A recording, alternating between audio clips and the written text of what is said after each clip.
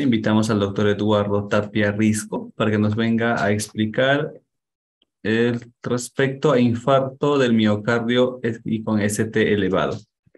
Pero no quiero quedar corto, quisiera mencionar algunos de manera breve su currículum del doctor Eduardo. Que él es especialista en medicina de emergencias y desastres, es magíster en gerencia de servicios de salud y también es médico asistente del Departamento de Emergencia del Hospital Nacional Guillermo Almenara. Doctor Eduardo, le doy parte para que pueda usted iniciar con la ponencia de esta noche. Bien, bien, hola, buenas noches. ¿Se me escucha? Sí, doctor, se le escucha. Ya, bien, ¿qué tal? Gracias. Bien, agradeciendo la invitación del Consejo Regional Huaraz y no encantado de compartir con ustedes. Bueno, creo que estamos adaptándonos a los tiempos, ¿no? Pero felizmente los dos temas que vamos a tratar, ¿no? Infarto de miocardio, ST elevado y fibrinolisis, específicamente fibrinolisis en infarto de miocardio, ¿no? Son temas relacionados y ¿no? Nos facilita un poco ¿no? el manejar los tiempos. Pero un momentito mientras comparto pantalla, pero un momento.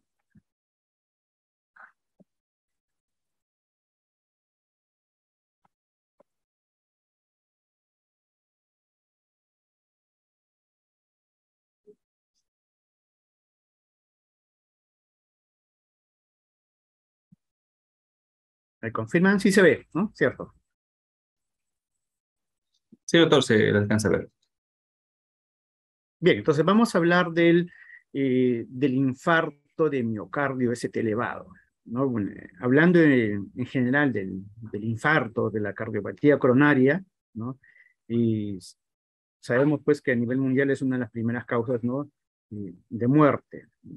Y es obviamente una emergencia médica, una de los pacientes ¿no? que requiere un manejo y toma de decisiones inmediata, ¿no? El tiempo es vital, es fundamental, y por eso es que incluso vamos a mencionar en la charla, ¿no? Obviamente los aspectos netamente clínicos, el abordaje, la terapéutica, y en la cual se considera como parte muy importante también el manejo del tiempo, incluso hasta la organización de la atención, ¿no? Considerando, ¿no? Y buscar la mejor manera para optimizar los tiempos, ¿no? Cuanto más demoremos, ¿no? En dar una terapia, si hablamos de infarto, hay una obstrucción de una arteria coronaria, lo que buscamos es desobstruir lo que se llama reperfusión, entonces el tiempo es fundamental, ¿no? Para el inicio de la terapia de reperfusión.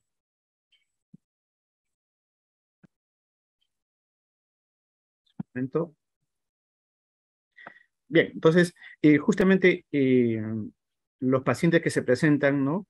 Los pacientes que hacen infarto de miocardio, usualmente cuando llegan a nosotros, cuando llegan a la emergencia, se presentan en el contexto de lo que conocemos como síndrome coronario agudo, ¿no? Es un cuadro clínico este, en el cual, ¿no? El origen de todo ello es ese desbalance que hay entre el aporte de oxígeno, ¿no? Y los requerimientos que tiene, ¿no? el músculo cardíaco. El músculo cardíaco, ¿no? Necesita un determinado aporte de flujo sanguíneo y por ende de oxígeno para cumplir con su función, y cuando ese aporte es insuficiente, ¿no? Definitivamente el músculo sufre, ¿no? Hace isquemia, y finalmente, ¿no? Si la isquemia es persistente, ¿no? Llegamos a la muerte, a la necrosis, ¿no? Al infarto, ¿no? Entonces, ese es el primer concepto que debemos de tener en cuenta, ¿no?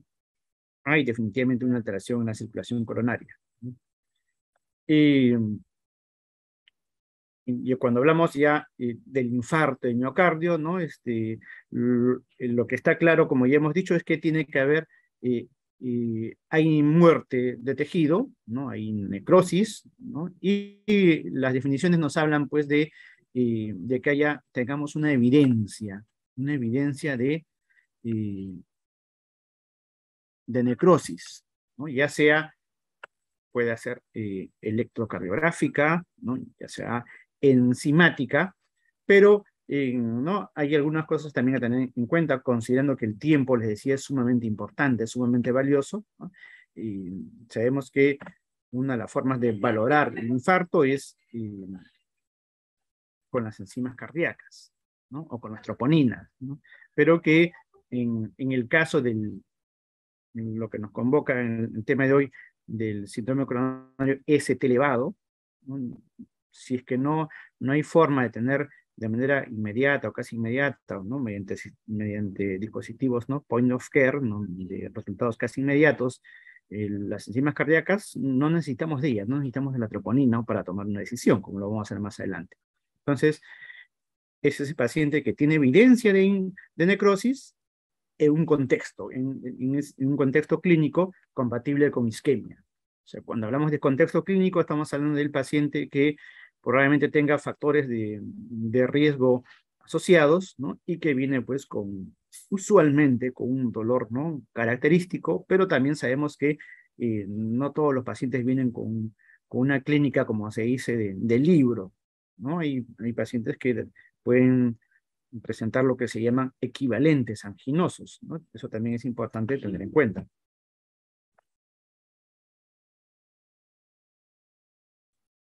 Entonces, en el síndrome coronario agudo, que es la forma como se presentan los pacientes, las recomendaciones, las guías actuales, ¿no? Nos estamos basando, ¿no? en las guías tanto de síndrome coronario ST elevado como ST no elevado, en este caso las más recientes, ¿no?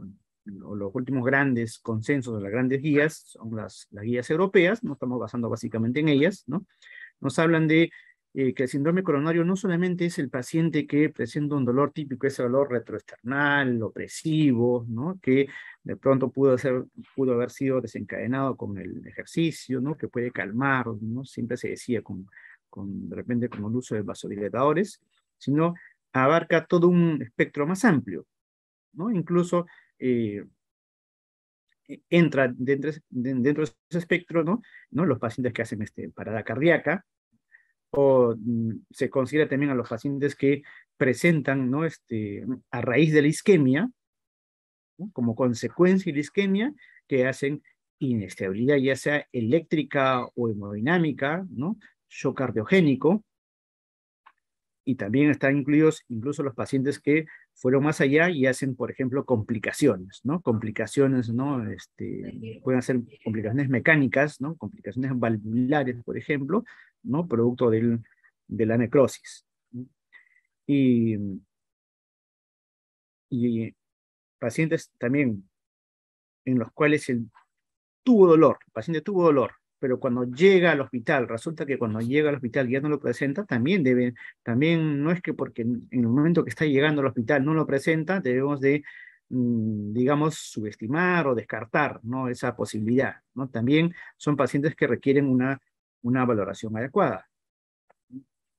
Entonces decíamos, ¿cómo se presenta? ¿No? ¿Cómo llegan los pacientes? ¿No? Usualmente lo usual es que el paciente llegue por un dolor torácico, usualmente un retroesternal, ¿no? Opresivo, ¿no? A veces no puede manifestar como un dolor urente, tipo quemazón, con una irradiación, ¿no? Sabemos, una irradiación hacia hombros, hacia miembro superior, ¿no? Izquierdo, usualmente. Eh, pero también puede presentar, ¿no? Síntomas, ¿no? Los llamados equivalentes anginosos. De repente no necesariamente un dolor torácico, puede ser un dolor epigástrico, ¿no? O que se va hacia la espalda. Alguien por ahí podría confundirse, de repente podría pensar, de repente también una pancreatitis, ¿no? O pacientes que se presenten de pronto por un síncope, ¿no? Por un cuadro sincopal, ¿no? O por signos neurovegetativos, ¿no? Pacientes, ¿no? Mayor edad, ¿no? Pacientes adultos mayores, ¿no? Pacientes con disautonomías, ¿no? Por ejemplo, ¿no? Pacientes diabéticos, ¿no? Son los que de repente con mayor frecuencia, ¿no? Presentan, ¿no? Estas variantes, si se quiere, de presentación, ¿no? ¿No? Conocidos también como equivalentes anginosos. Pero en todas estas situaciones en las cuales yo tengo la sospecha, ¿no? Tengo la sospecha, ¿no? ¿No? Por los antecedentes, por el cuadro clínico que manifiesta el paciente, es fundamental el electrocardiograma. O sea, prácticamente no podemos hacer, estamos atados de manos si es que no disponemos de un electrocardiograma, ¿no? El manejo del síndrome coronario agudo, con mayor razón, pues si es que yo quiero diferenciar un ST elevado, un ST no elevado, no puede ser concebido si es que la definición misma lo dice, ST elevado o no elevado, si es que no disponemos de un electrocardiograma, ¿no? Entonces, importante que entonces, en el manejo inicial, en la valoración inicial, necesitamos de un electrocardiograma. Y de acuerdo con ello, ¿no? Valorar, nos interesa sobre todo, ¿no? Cómo está para catalogar al paciente como un ST elevado, si efectivamente tiene un supradesnivel, ¿no? del ST, ¿no?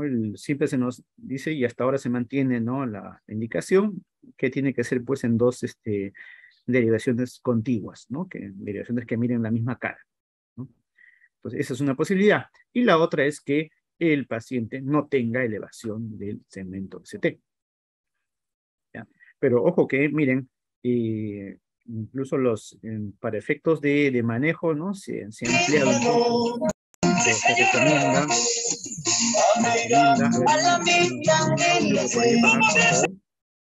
gracias. No solamente se recomienda, decía, no solamente valorar, ¿no? el supradesnivel, ¿no? Sino también, ya desde hace mucho tiempo ya se nos decía, ¿no? Si el paciente tiene un bloqueo de rama, ¿no? Solo que tal vez antes se decía un bloqueo de rama izquierda, ¿no? El concepto fue variando, luego un bloqueo de rama izquierda reciente se nos decía, ¿no? Luego ya se vio que no solamente así fuese reciente o así fuese antiguo, también se debiera considerar. Y en la actualidad ya se nos dice bloqueo de rama sea izquierda o derecha, ¿no? Sea izquierda o derecha, debo también de considerarlo, debe entrar, ¿no? Dentro como equivalente de un CKST elevado. Ya, ¿qué nos dicen las guías, ¿no? europeas en su versión última, ¿no? Nos hablan, le decía, de dolor torácico, ¿no? Como le decía, agudo, persistente, sostenido. No es un dolor intermitente, usualmente es un dolor sostenido y que se utiliza como parámetro en cuanto al tiempo, ¿no? Que dure mayor de 20 minutos, ¿no? Con una elevación, perdón, con una elevación del ST sostenida mayor de 20 minutos. Siempre que estemos ante esta situación, lo más probable, la causa más probable es que estemos ante una oclusión, ya sea total, ¿no? O subtotal, una obstrucción crítica de alguna de las arterias principales o ramas de las arterias coronarias, ¿no? En estos casos, en estos pacientes, si es que, ¿no?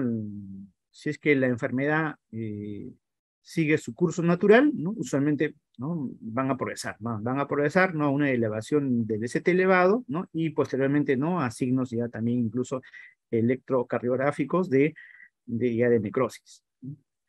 Entonces yo tengo que pensar eso, tengo que pensar que ese paciente tiene una arteria obstruida, tiene una tubería, como quien dice que está tapada, está obstruida. Si la tubería está tapada, la tubería está obstruida, la mejor forma de ayudarlo va a ser abriendo, destapando esa tubería, o sea, ¿no?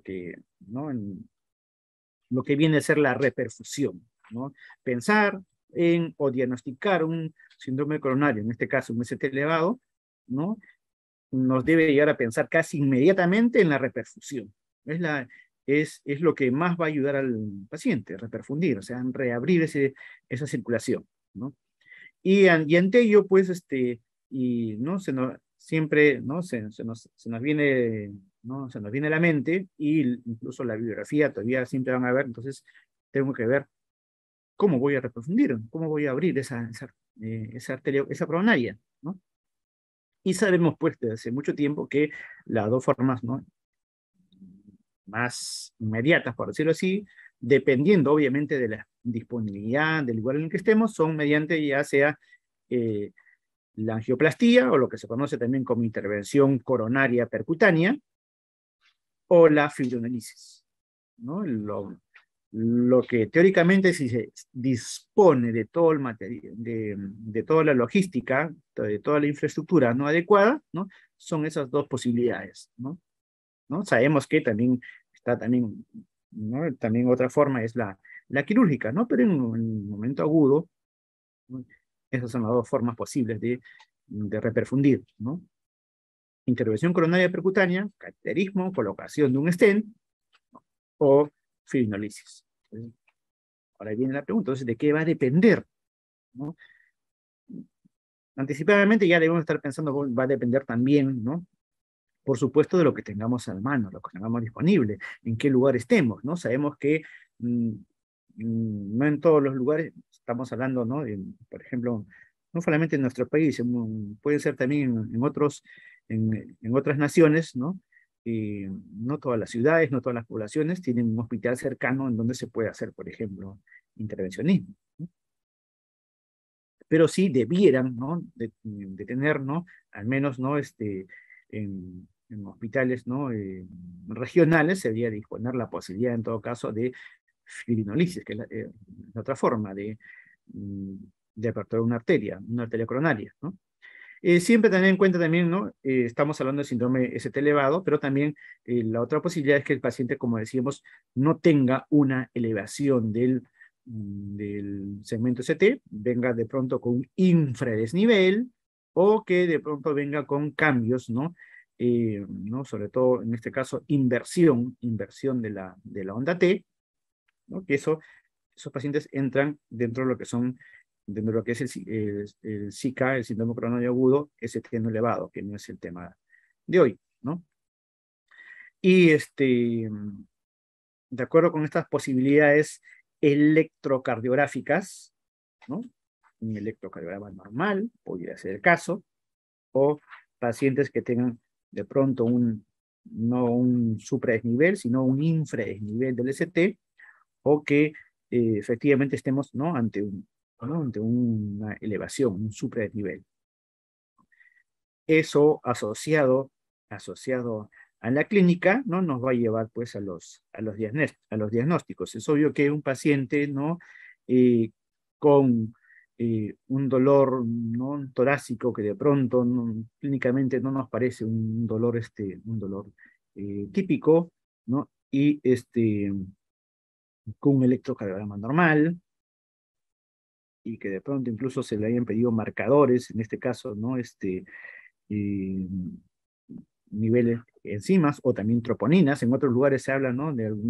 Por ahí se habla, se recomienda en otros lugares donde se dispone, obviamente, hay unas troponinas, ¿no? de alta sensibilidad, ¿no? En las cuales se pueden dosar niveles pequeñísimos, ¿no? Y que y eso es posible, y ahí se puede ganar bastante tiempo, se puede tener una positividad mucho más antes que las troponinas convencionales. Si todo es negativo, obviamente estamos descartando por estos criterios. Pero nos centramos en este paciente, ¿no? En este paciente que viene con un dolor característico con equivalentes isquémico-coronarios, y que vienen con una elevación del ST o eventualmente también con un bloqueo de rama. Si es que nosotros ¿no? Nos damos nuestro tiempo o tenemos disponibilidad para hacer inmediato, ¿no? Y es posible, ¿no? Dosar enzimas o troponinas, si las tenemos pronto, ¿no? Es casi seguro que nos van a dar positivas, ¿no? Teniendo en cuenta también el factor tiempo. Eh, pero le decía en el ST elevado, ¿no? ¿No? Si las enzimas o las troponinas nos van a demorar, no, no, no vamos a no tenemos que esperar, no necesitamos esperar, ¿no? Estos valores, ¿no? Para tomar una decisión. La decisión la tomamos con la clínica y con el criterio electrocardiográfico. Y además de ello en cuenta, también teniendo en cuenta además factores muy importantes como el tiempo, y vamos a ir viendo más adelante por qué es sumamente importante el tiempo. Recordemos, ¿no? ¿No? ¿No? Cómo es, eh, cómo son las curvas, ¿no? Las curvas, ¿no? De los marcadores cardíacos, ¿no? Sean enzimas cardíacas como, ¿no?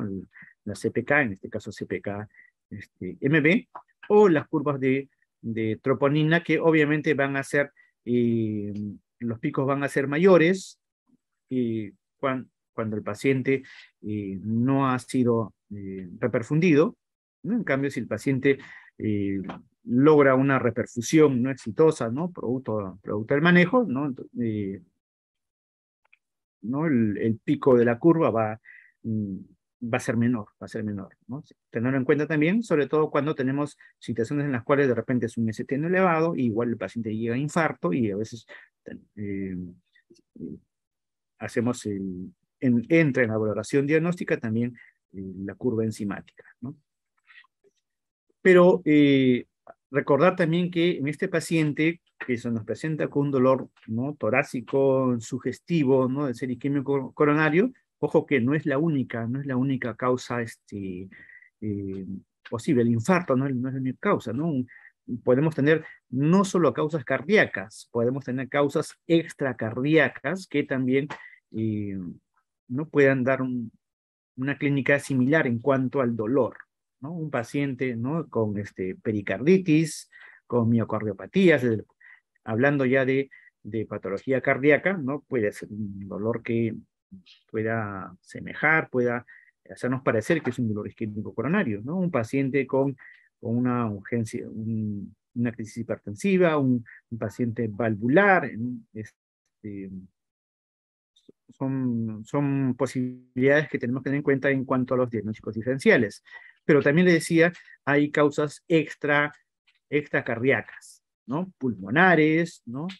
El síndrome aórtico agudo, ¿no? Siempre pensar también en esa posibilidad, cuadros de disección aórtica, cuadros aneurismáticos, menos frecuente, pero también se puede presentar, ¿no? Y generalmente va acompañado de algún antecedente, ¿no?, previo, ¿no?, en pacientes que ya tienen historia de pronto de reflujo gastroesofágico o espasmo esofágico, ¿no? Puede dar un dolor eh, que nos pueda parecer, ¿no?, que es de causa isquémica, ¿no? Ya luego ya, tenemos ya mayor seguridad cuando de pronto, ¿no?, la etiología es otra, ¿no? Alguna causa, ¿no?,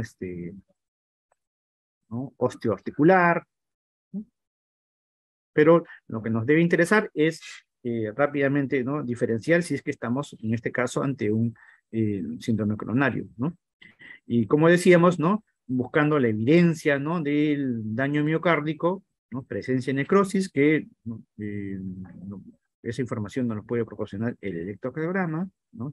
Si tenemos a la mano de pronto, ¿no?, estudios por imágenes no invasivos, ¿no?, la ecografía, ¿no?, es sumamente útil, ¿no?, si es que se dispone, ¿no? En la mayoría de establecimientos, ¿no?, al menos hospitales, ¿no?, nivel 2 en adelante, ¿no?, por lo general los tienen. Y en el contexto clínico decimos de un paciente compatible con un cuadro isquémico, ¿no? Entonces,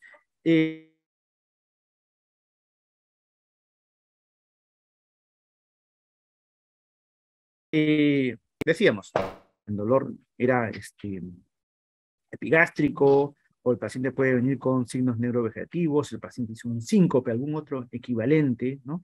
Pero que, otra vez, fundamental el electrocardiograma, ¿no? El electrocardiograma que nos diga que estamos ante una elevación del ST, ¿no? Pero que, como ya dijimos, en al menos 2 derivaciones contiguas, ¿no? Eso no ha cambiado en mucho tiempo. Tenemos esa, ese, esa valoración, inmediatamente se nos tiene que venir a la cabeza que necesitamos reperfusión. No estamos pensando, estamos eh, viendo que una arteria coronaria, de acuerdo con ¿no?, con el territorio que estemos viendo, ¿no?, en las derivaciones del electrocardiograma, hay un territorio que está sufriendo, una arteria coronaria, ¿no?, responsable de ella, y tenemos que abrir la apertura, reperfundir.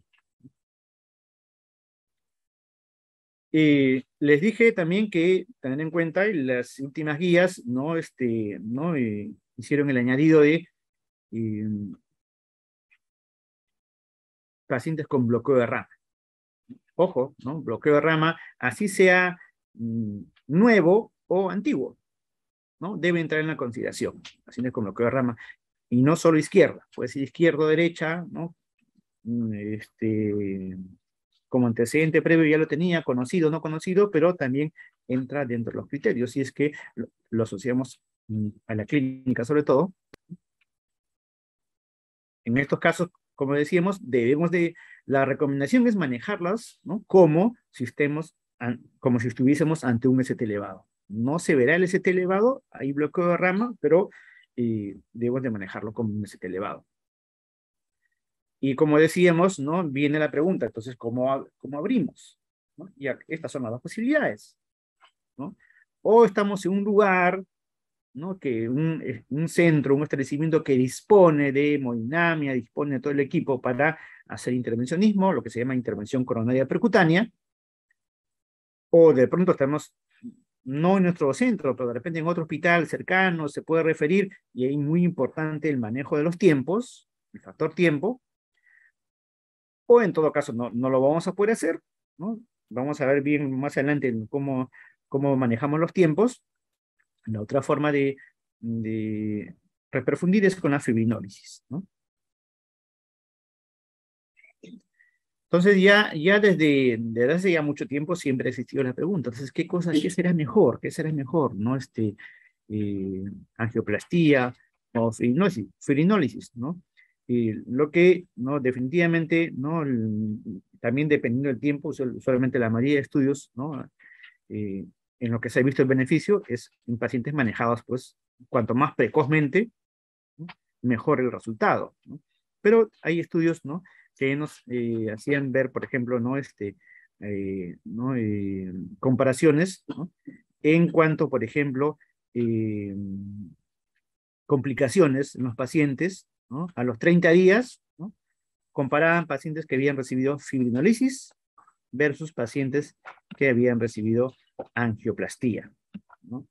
¿Y qué es lo que se puede ver? Por ejemplo, miren acá, ¿no? Este es un cuadro, ¿no? Donde vemos, ¿no? Este paciente, complicaciones, ¿no?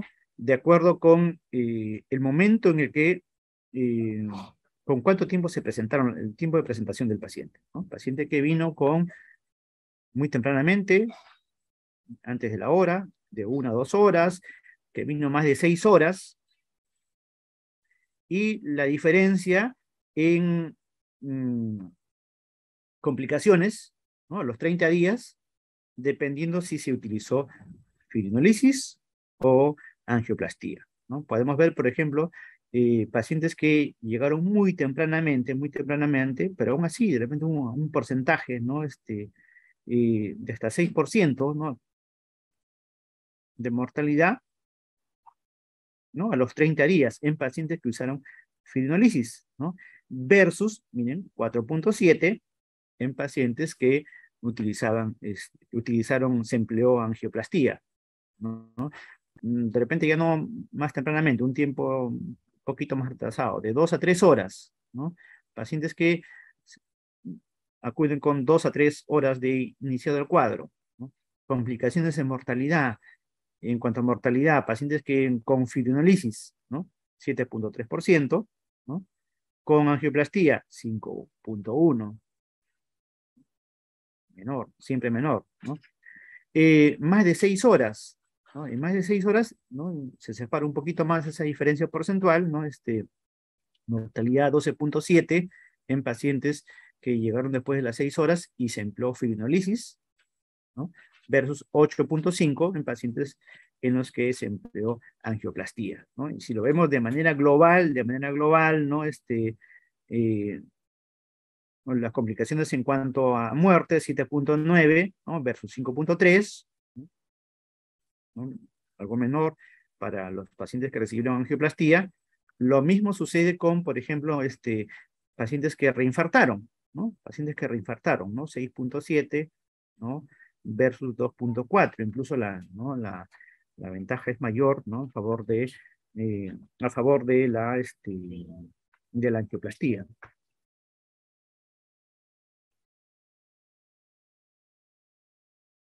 Eh, eh, este es el estudio STREAM, ¿no?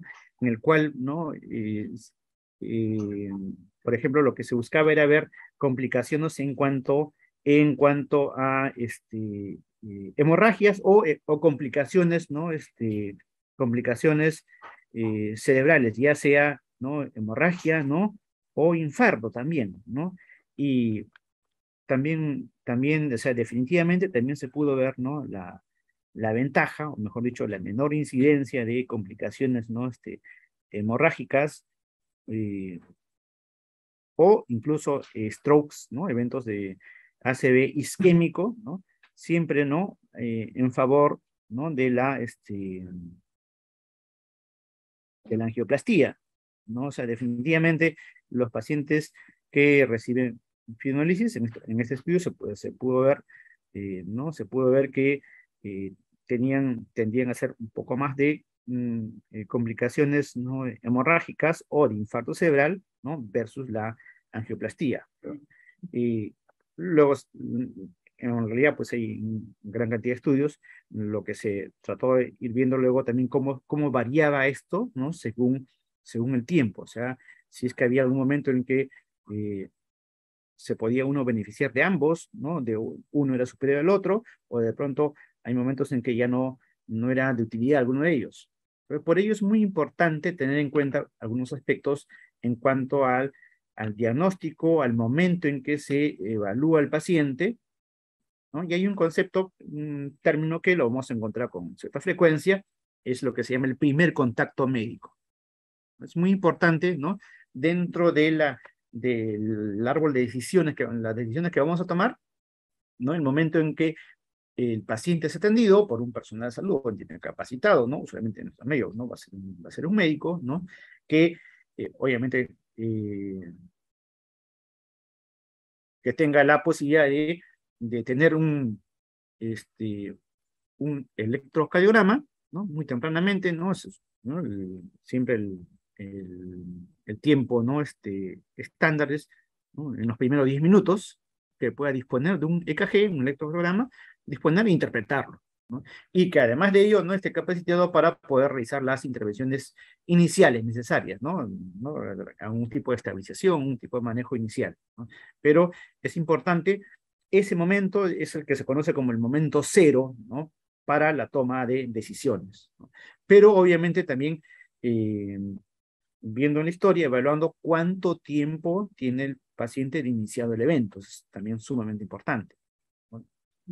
Son dos condiciones que nos van a servir para tomar la decisión en el hipotético caso de que tengamos eh, disponible en nuestra ciudad, ya sea ambas cosas, ¿no? Angioplastía o fibrinolisis, ¿no? Y valorando los tiempos, el tiempo en que llega a ser atendido el paciente, el primer contacto médico, y el tiempo de iniciado el evento. Ambas condiciones me van a valer para tomar la decisión de por qué ruta voy, ¿ya? Entonces, la pregunta, angioplastía primaria, ¿no? Es intervención coronaria percutánea o fibrinolisis. Ya dijimos, ¿de qué depende? Dos condiciones, ¿no? Tiempo desde que empezaron los síntomas,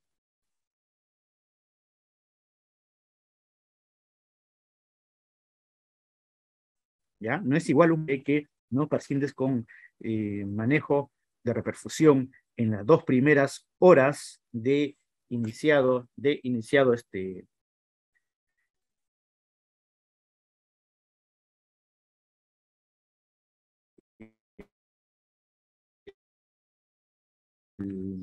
van a ir mucho mejor, ¿no? Que si se demoró mucho más, ¿no? Y el otro punto considerado para tomar la decisión es cuánto tiempo, ¿no? Cuánto tiempo nos demoraríamos si es que en nuestra ciudad o nuestro hospital se dispone de angioplastía, de cateterismo, cuánto tiempo nos vamos a demorar en iniciar ese manejo, ¿no? Entonces, fíjense, este algoritmo es muy, muy interesante ¿no? Porque incluso contempla la posibilidad, obviamente a veces hay situaciones que uno puede decir son situaciones ideales, pero ¿no? Siempre tenemos que tratar de buscar los referentes, ¿no? Y de acuerdo con ello ya ver en qué situación estamos, qué tanto podemos aspirar, ¿no? Al ideal, a lo mejor. Siempre queremos aspirar a que nuestro manejo sea lo mejor, ¿no? Sé que a veces no se va a disponer de todo, pero miren, lo que se recomienda incluso es valorar al paciente incluso cuando el primer contacto médico, de repente no fue en el hospital, de repente el primer contacto médico ha sido en el extrahospitalario, ¿no? Sea donde haya sido el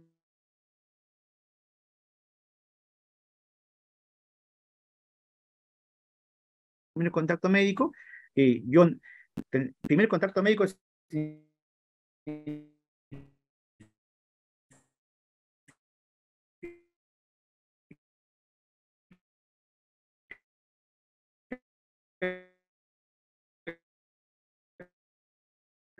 que estoy frente a un personal de salud que va a disponer de un electrocardiograma y en 10 minutos a lo mucho tengo de un cuadro isquémico coronario, EKG. EKG y veo que en ese EKG hay un supradesnivel de segmento ST, dos direcciones contiguas o más, ¿no? Sinónimo de reperfusión. Lo ideal, si dispongo, sería intervencionismo, ¿no? Pero la pregunta es, y si dispongo, lo voy a poder hacer ahorita, o sea, en mi hospital hay, pero se puede hacer de inmediato porque de pronto están de retén, de pronto no está el equipo en ese momento, no está el personal. Entonces la pregunta es, si es que tengo esa posibilidad, estoy en un lugar, ¿no? O incluso si estoy si estoy en el prehospitalario, ¿no? Y en mi ciudad hay, yo veo cuánto me voy a demorar, o yo estoy pensando en un lugar a donde voy a llevar a mi paciente, ¿no? Y si yo veo que me voy a demorar, ¿no? Más de 2 horas, es mucho tiempo, ¿no? Si veo que me voy a demorar más de 2 horas para poder conseguir intervencionismo, ¿no? Angioplastía, es mucho tiempo, entonces no puedo esperar mucho tiempo. En este paciente me voy de frente por la fibrinolisis, ¿ya? Pero de pronto si este paciente, ¿no? Sí es posible. Sí es posible que en menos en menos de 120 minutos, en menos de 2 horas, ¿no? ¿No? Podemos brindar el intervencionismo, entonces esa será la decisión, eso será lo que se tendrá que hacer, ¿ya? Es obvio que si estamos en un establecimiento, ¿no? Que dispone de la tecnología, del equipamiento, ¿no? Para hacer angioplastía, ¿no? Esa será la primera opción siempre, ¿no? Siempre y cuando esté todo completo, todo el equipo completo, ¿no? Y lo ideal en estos casos es no llevarse más de 60 minutos, más de 1 hora, ¿no? Lo mucho es el tiempo eh, límite que se pone para que ya la aguja, ¿no? ¿No? Del catéter, ¿no? Ya está introducido, ¿no?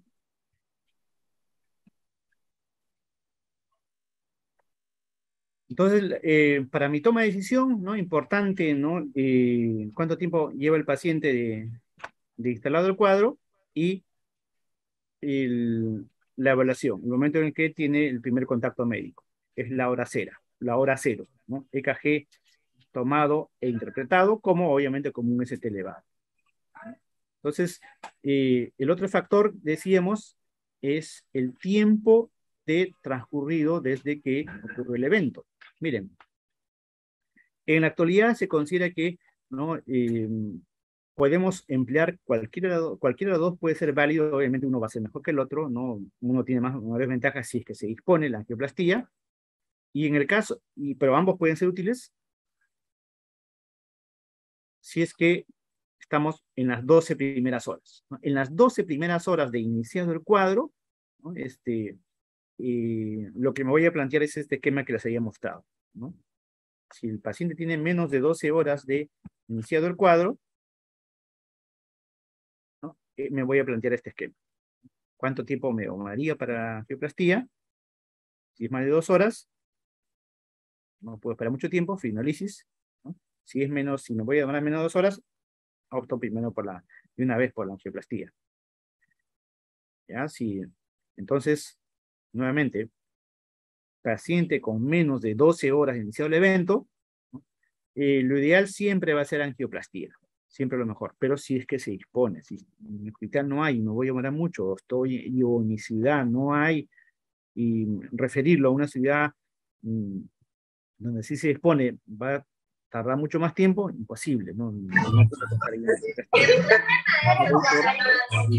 la fibrinolisis, ¿no? Y otro aspecto importante, yo, entonces, si yo sé que no dispongo de fibrinolisis, yo debo de ver que esté debidamente equipado, mejor dicho, estoqueado del fibrinolítico, ¿no? Porque no estamos con ustedes, ¿no? ¿No? Colegas de Huaraz, ¿no? Tengo entendido que no se dispone al menos de la posibilidad inmediata, ¿no? De angioplastía, pero debe de haber, ¿no? Al menos en los hospital regional, en determinados lugares con personal capacitado, debiera haber, pues, la posibilidad de hacer fibrinolisis, ¿no? Y ojo, ¿no? Y hago mi fibrinolisis y ahí el objetivo es, yo tomo la decisión y en menos de 10 minutos ya debería pasarlo, ya debería haberle pasado el primer bolo al paciente, ¿ya? Lo antes posible, ¿no? Hemos dicho que cuanto más precoz es el inicio de la fibrinolisis, ¿no? Más vidas rescatadas, más miocardio rescatado, ¿no? El éxito es mayor. Depende mucho también de con cuánto tiempo de evolución ha llegado el paciente. Pero en cambio, si es que ya pasaron más de 12 horas, ¿no?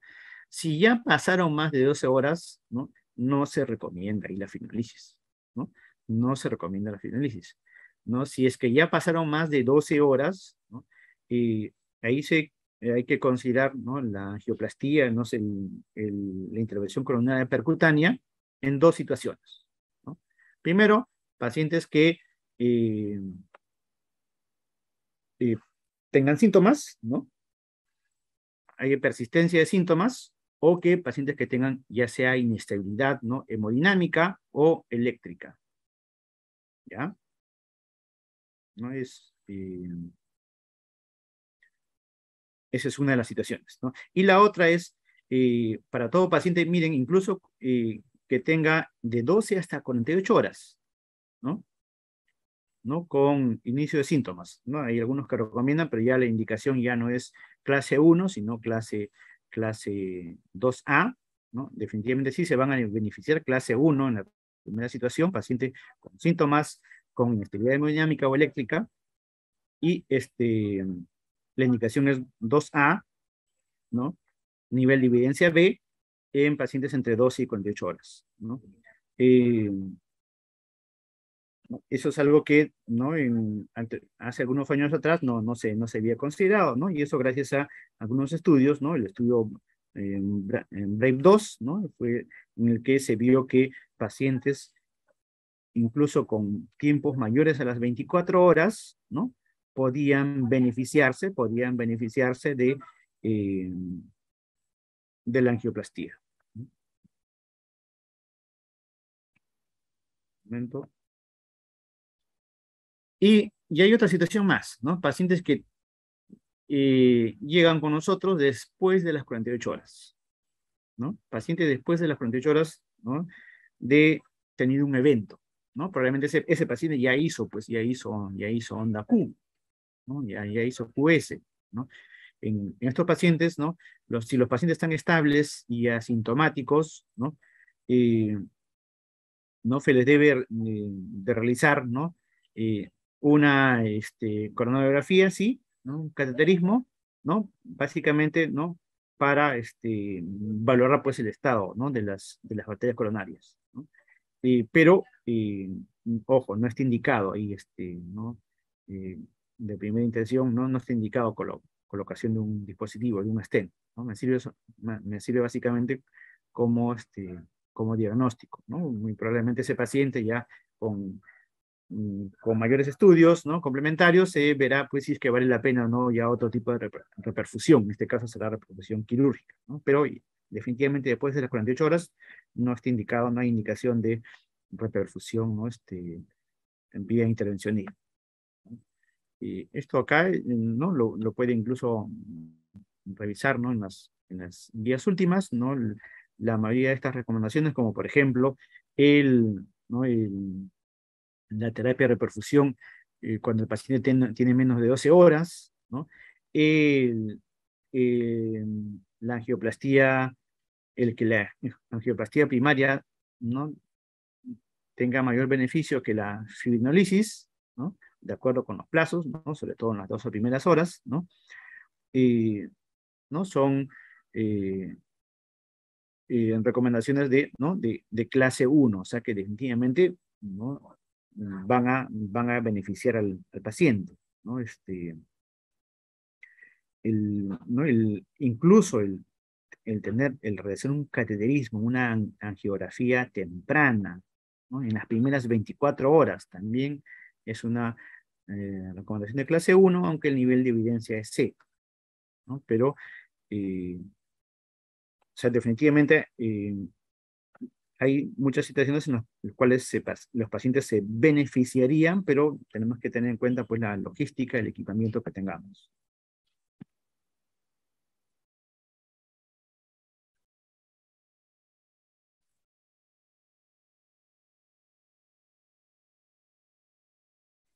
Entonces, hay unas pequeñas diferencias, ¿no?, dependiendo de si estamos en un establecimiento que dispone, ¿no?, o no eh, de, de posibilidad de hacer angioplastía, ¿no? Estamos nuevamente en el caso de un paciente con ST elevado, ¿no? Síndrome coronario ST elevado, ¿no? Si es que eh,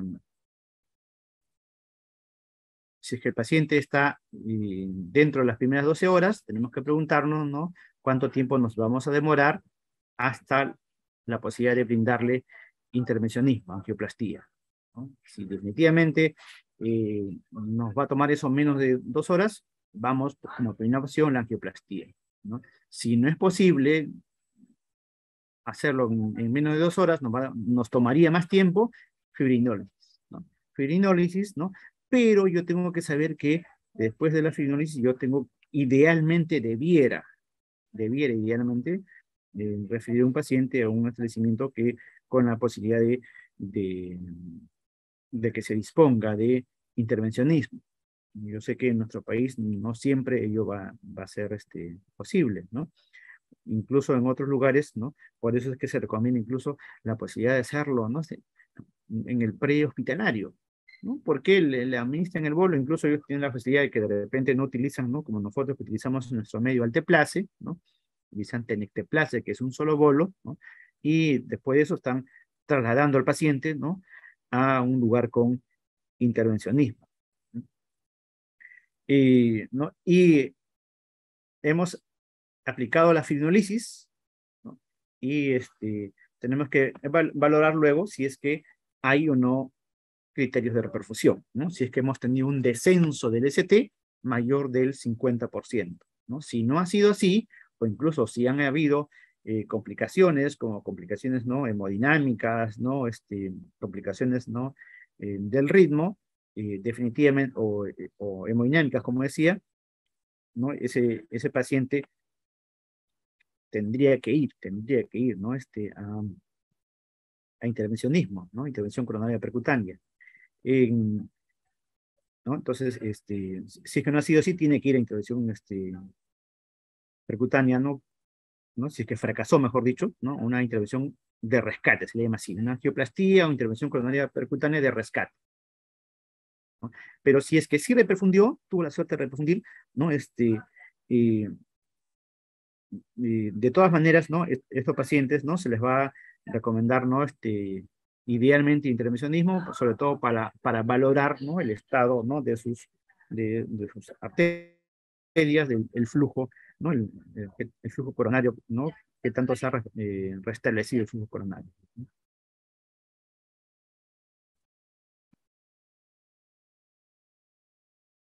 Entonces es muy importante, ¿no?, en estos casos siempre, de todas maneras, valorar el riesgo, ¿no? Hay escalas, ¿no?, para valoración clínica, ¿no?, del